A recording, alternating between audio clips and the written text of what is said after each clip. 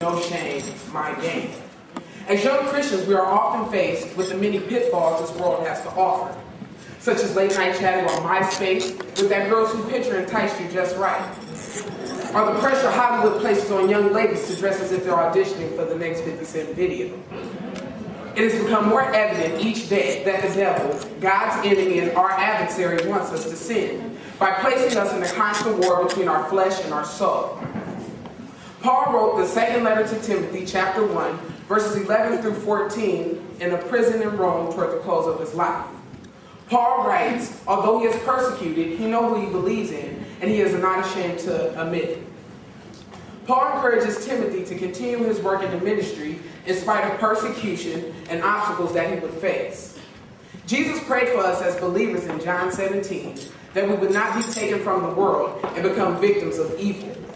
As young Christian soldiers, we must take the time to realize the ultimate price for sin. The best example is to look at God. God thought the cost so highly that his own son paid the price. We should remember each day that Satan is willing for us to profess Christianity as long as we don't practice it.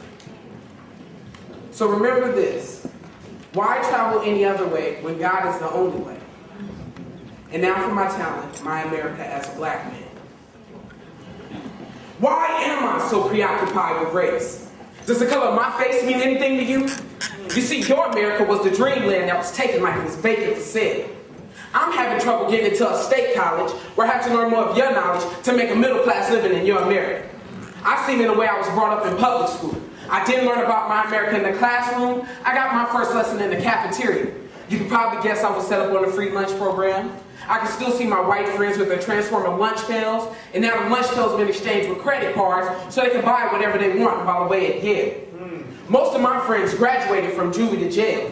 When they get out, they get more respect and accolades than me, and I'm on the way to a degree. There's a poison that has manifested our minds since the day we were born. You see, they take my kindness for weakness, my silence for ignorance. They consider my uniqueness strange. They call my language slang. They minimize my success to potential. Any extra treatment is preferential treatment. If I stand up for myself, I'm too defensive. If I separate, I'm deviant. If I don't trust them, I'm fake. I'm fake if I assimilate under attack. Pride for my race makes me too black. You see, because being a black man means having pride for a country that I have not yet been. Yet that's easier than having pride for the one I live in. As my distant brothers and sisters fight for their land, I fight for adopting one as hard as a black man can. I will fight with education with a book in my hand, but they'll laugh.